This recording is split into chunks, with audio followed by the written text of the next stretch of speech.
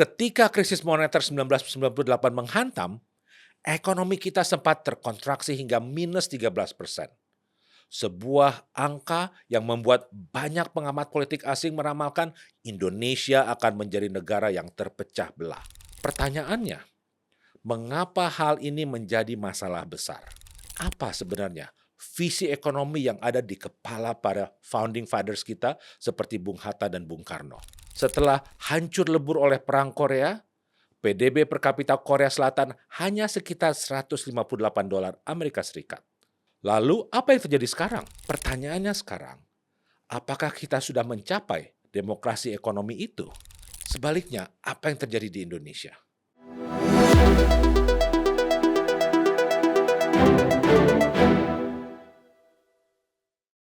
Halo semua, selamat datang kembali di podcast Linomics. Saya Fahlino Suib, dan di sini kita ngobrol santai tapi serius soal ekonomi Indonesia dan peran kita di dalamnya. Sobat Linomics, di bulan Agustus 2026 ini, kita merayakan momen yang bersejarah, yaitu 81 tahun kemerdekaan Republik Indonesia. Penghormatan kepada Sang Merah Putih dipimpin oleh Komandan Upacara. Kepada Sang Merah Putih, hormat senjata!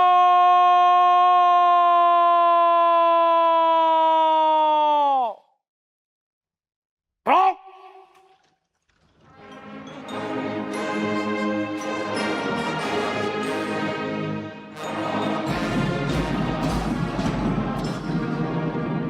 Tema perayaan kita tahun ini sangat menggugah dan syarat akan makna.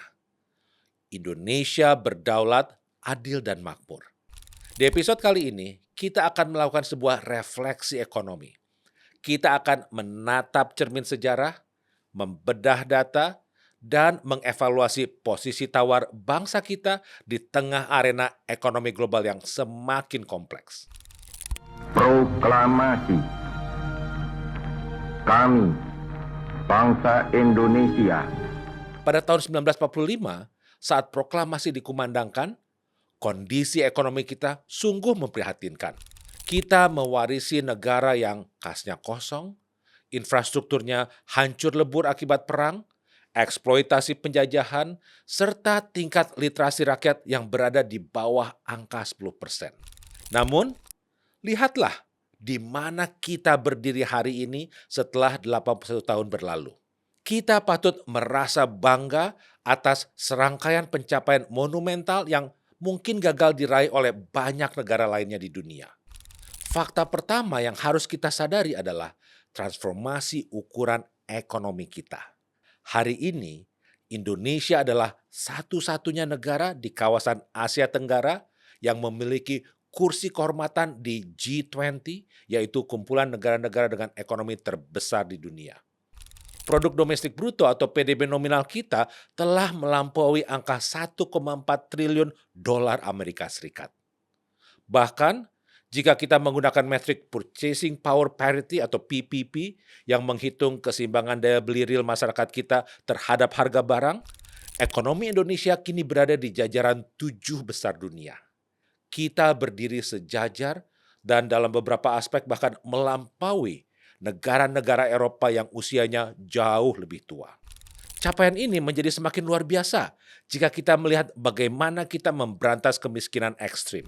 Pada dekade 1960-an dan 1970-an, lebih dari 60% penduduk Indonesia hidup di bawah garis kemiskinan. Kelaparan dan kurang gizi adalah pemandangan umum. Namun, melalui program-program pembangunan yang berkesinambungan dari lintas pemerintahan, kita berhasil memangkas angka tersebut secara drastis. Saat ini, di bawah pemerintahan Prabowo Gibran, angka kemiskinan tersebut berada di kisaran 8%. Bahkan bila kita melihat tingkat kemiskinan ekstrim, angkanya sudah berada di bawah 1%. Nah, bandingkan dengan beberapa negara di kawasan Afrika atau bahkan Asia Selatan yang merdeka kurang lebih di era yang sama dengan kita. Banyak dari mereka yang hingga hari ini masih terjebak dalam lingkaran kemiskinan di atas 30%. Selain itu, daya tahan atau resiliensi ekonomi kita telah teruji oleh berbagai badai krisis global. Ketika krisis moneter 1998 menghantam, ekonomi kita sempat terkontraksi hingga minus 13%. Sebuah angka yang membuat banyak pengamat politik asing meramalkan Indonesia akan menjadi negara yang terpecah belah. Namun kita bangkit. Kita mereformasi sektor perbankan dan politik secara bersamaan. Lalu, saat krisis finansial global 2008 menumbangkan bank-bank raksasa di Amerika Serikat dan Eropa, ekonomi kita tetap tumbuh positif di kisaran 4,5%. Bahkan, saat pandemi global melumpuhkan rantai pasok dunia beberapa tahun yang lalu, Indonesia termasuk negara yang paling cepat pulih berkat kedisiplinan fiskal dan menjaga rasio utang kita yang tetap terkendali. Namun, Sobat Linomics, sejarah tidak hanya mencatat apa yang berhasil kita raih, tetapi juga memperlihatkan atas apa yang seharusnya sudah kita capai, namun belum dapat kita wujudkan. Di usia 81 tahun ini, ada satu kenyataan yang sangat mengganjal. Indonesia masih terjebak dalam jebakan pendapatan kelas menengah atau middle income trap. Saat ini, PDB per kapita kita masih berada di kisaran $5.000 Amerika Serikat per tahun. Padahal, untuk diakui secara resmi sebagai negara maju oleh lembaga seperti Bank Dunia, sebuah negara setidaknya harus memiliki PDB per kapita di atas $14.000 Amerika Serikat per tahun. Jadi, masih ada gap yang sangat besar. Pertanyaannya, mengapa hal ini menjadi masalah besar? Mari kita ambil contoh Korea Selatan dan Taiwan, dua raksasa ekonomi Asia Timur yang memulai pembangunan ekonomi mereka dari nol di waktu yang hampir bersamaan dengan kita. Korea Selatan bahkan merdeka pada bulan dan tahun yang persis sama dengan Indonesia, yaitu Agustus 1945. Pada awal dekade 1960-an, setelah hancur lebur oleh Perang Korea, PDB per kapita Korea Selatan hanya sekitar $158 Amerika Serikat. Lalu, apa yang terjadi sekarang? Hari ini PDB per kapita Korea Selatan telah menembus angka di atas $35.000 Amerika Serikat. Mereka bertransformasi dari negara penerima bantuan beras internasional menjadi negara donor yang mengekspor semikonduktor, kapal super besar, mobil listrik, hingga budaya pop yang merajai dunia. Taiwan juga menorehkan catatan yang sama. Dari hanya sebuah pulau agraris, Taiwan kini menguasai lebih dari 60% produksi microchip dunia dengan PDB per kapita di atas $37.000 Amerika Serikat per tahun. Bahkan jika kita melihat tetangga yang lebih dekat, Vietnam, yang baru menata negaranya pasca perang di akhir 1970-an, kini mereka melesat menjadi pabrik elektronik dunia yang nilai ekspor manufakturnya melampaui Indonesia. Pertanyaannya adalah, apa resep yang mereka miliki yang tidak kita lakukan? Jawabannya terletak pada satu kata, industrialisasi. Negara-negara tersebut secara konsisten dan disiplin memaksa ekonomi mereka untuk beralih dari sektor agraris ke sektor industri manufaktur bernilai tambah tinggi. Mereka tidak mengekspor barang mentah. Mereka juga mengalokasikan anggaran yang luar biasa besar untuk riset dan pengembangan atau R&D.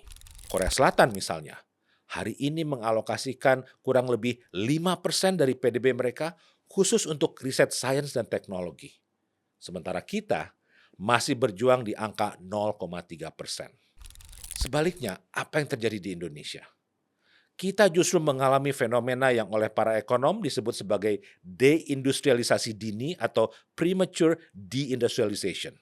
Pada masa jayanya, di awal tahun 2000-an, sektor industri manufaktur kita sempat menyumbang 29% terhadap total PDB nasional. Namun, bukannya naik kelas memproduksi barang teknologi tinggi, porsi manufaktur kita perlahan-lahan menyusut hingga turun ke level belasan persen saat ini. Nah, mengapa ini terjadi? Jawabannya karena kita terlalu nyaman. Kita terbuai oleh kekayaan alam yang melimpah. Ketika harga batu bara naik, kita sibuk menggali bumi. Ketika harga sawit naik, Kita sibuk menebang hutan kita. Kita mengandalkan ekonomi ekstraktif, menjual dalam bentuk mentah ke luar negeri, lalu menggunakan devisanya untuk mengimpor barang jadi. Akibatnya, jutaan tenaga kerja muda kita tidak terserap di pabrik-pabrik modern dengan gaji tinggi, melainkan mereka terlempar ke sektor informal, menjadi pekerja lepas, pedagang asongan, atau pengemudi ojek online tanpa jaminan sosial yang memadai. Kenyataan deindustrialisasi dan ketergantungan pada komoditas mentah ini membawa kita pada sebuah renungan yang sangat penting. Mari kita kembali ke tahun 1945, ke meja perumusan konstitusi kita. Apa sebenarnya visi ekonomi yang ada di kepala para founding fathers kita seperti Bung Hatta dan Bung Karno? Bung Karno selalu menggaungkan ajaran Trisakti, yang salah satu pilarnya adalah berdikari di bidang ekonomi. Berdikari atau berdiri di atas kaki sendiri bukan berarti kita mengisolasi diri dari dunia internasional. Berdikari artinya bangsa ini memiliki ketahanan produksi di dalam negeri sehingga kita tidak mudah terguncang oleh fluktuasi harga global atau tekanan negara asing. Di sisi lain, Bung Hatta, sang arsitek ekonomi konstitusi kita, merumuskan pasal 33 Undang-Undang Dasar 1945. Di sana tertulis dengan jelas, perekonomian disusun sebagai usaha bersama berdasar atas azas kekeluargaan. Lalu, bumi, air, dan kekayaan alam yang terkandung di dalamnya dikuasai oleh negara dan dipergunakan untuk sebesar-besarnya bagi kemakmuran rakyat. Bung Hatta memimpikan demokrasi ekonomi, di mana pertumbuhan ekonomi tidak hanya dinikmati oleh segelintir elit, melainkan terdistribusi merata hingga ke pelosok desa melalui semangat gotong royong dan koperasi. Pertanyaannya sekarang, apakah kita sudah mencapai demokrasi ekonomi itu? Data ketimpangan kita yang diukur dengan Gini rasio masih tertahan di kisaran 0,37 hingga 0,38. Laporan dari berbagai lembaga keuangan global menunjukkan bahwa segelintir kecil konglomerat Indonesia menguasai hampir setengah dari total kekayaan nasional. Jadi, kue ekonomi kita memang membesar, mencapai 1,4 triliun dolar Amerika Serikat. Tetapi irisannya sama sekali tidak merata. Selain itu, bukti paling nyata dari belum berhasilnya kita dalam mendistribusikan keadilan terlihat dari rasio pajak atau tax ratio kita. Tax ratio Indonesia masih berkutat di angka sekitar 12% dari PDB. Angka ini sangat rendah bila dibandingkan negara maju. Rata-rata negara maju yang tergabung dalam OECD memiliki tax ratio di atas 34%. Dalam ekonomi modern, pajak adalah instrumen utama keadilan sosial. Dengan pajak dari mereka yang kaya raya, negara mensubsidi pendidikan yang berkualitas bagi mereka yang berpendapatan rendah. Dipakai juga untuk membangun rumah sakit kelas dunia di daerah terpencil dan menciptakan jaring pengaman sosial.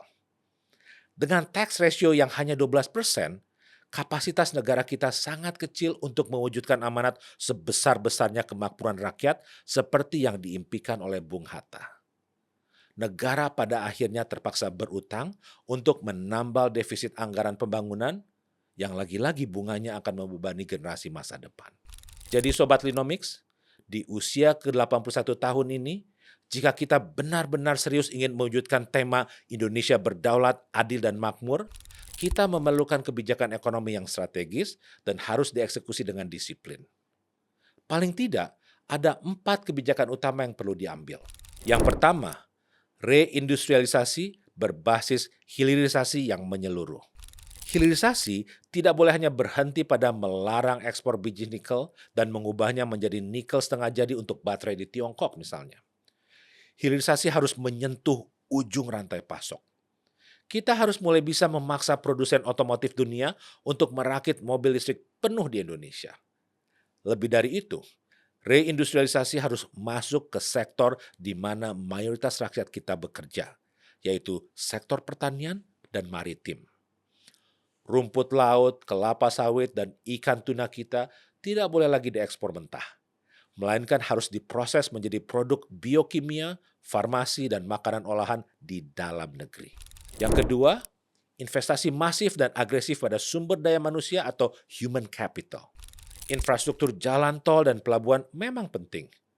Tetapi jika manusia yang melintasinya tidak memiliki kapasitas kognitif tingkat tinggi, infrastruktur itu hanya akan memfasilitasi barang impor. Yang ketiga, kedaulatan energi terbarukan. Dunia saat ini bergerak menuju ekonomi bebas karbon. Jika barang ekspor kita diproduksi dari pabrik yang digerakkan oleh PLTU batubara misalnya, pasar Eropa dan Amerika tidak akan mau membelinya. Indonesia memiliki potensi panas bumi atau geotermal, tenaga surya, dan tenaga air raksasa. Yang keempat, reformasi fiskal dan perpajakan yang komprehensif.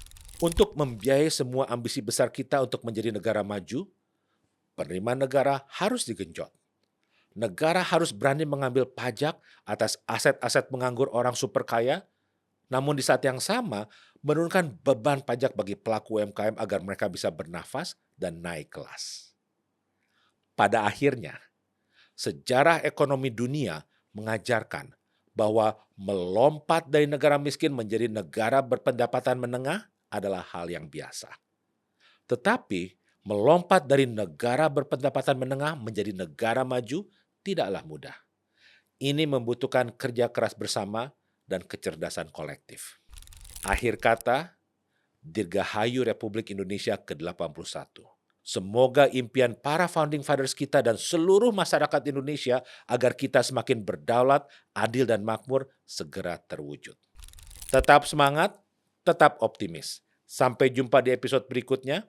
Saya Fahlino Suib.